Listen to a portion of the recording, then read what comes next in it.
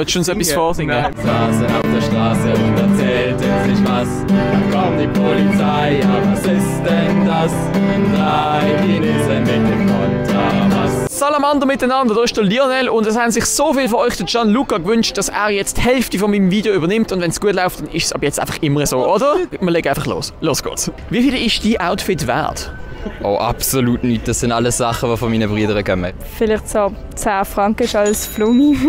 500 mit Schmuck, weiß ich nicht. Und mit Nägel? Mit Nägel, ja. 600 kann sein. 700. Vielleicht, eventuell. Was würdest du bei mir modisch machen, wenn du könntest? Oder müsstest? Ja, andere Schuhe würde ich sagen. Alter, wieso sagen das alle? Was ist das Problem an meinen... Entschuldigung, was ist das Problem an meinen Schuhen?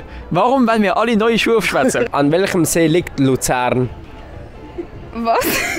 In Luzern gibt es einen See. Wie hier in Basel der Rhein. Wie heißt der? Weißt du nicht, Luzern? Keine Ahnung. Luzerner See? Was für Rhein? Rhein ist doch kein See. Am Luzerner See, keine Ahnung.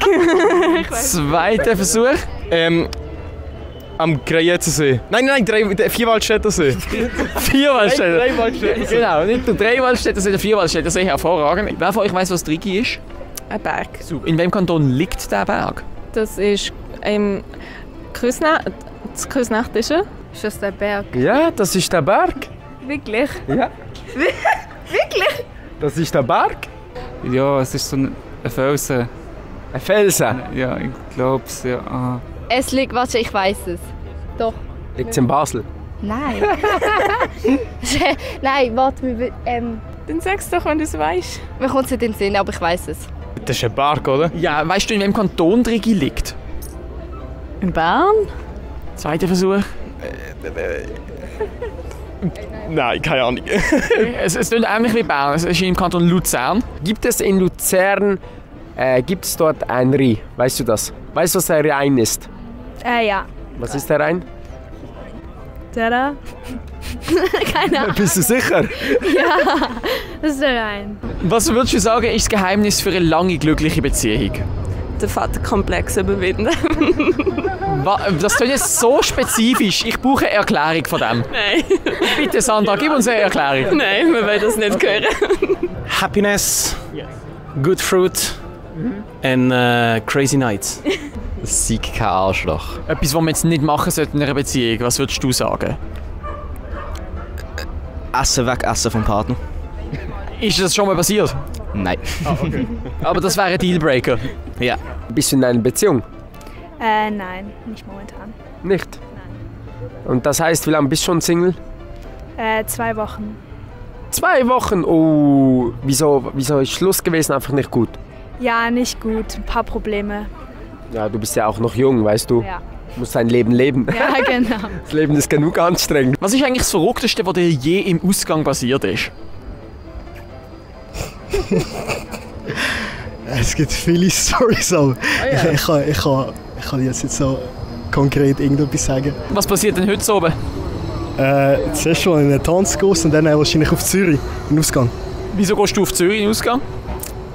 Mal schauen, was dort läuft.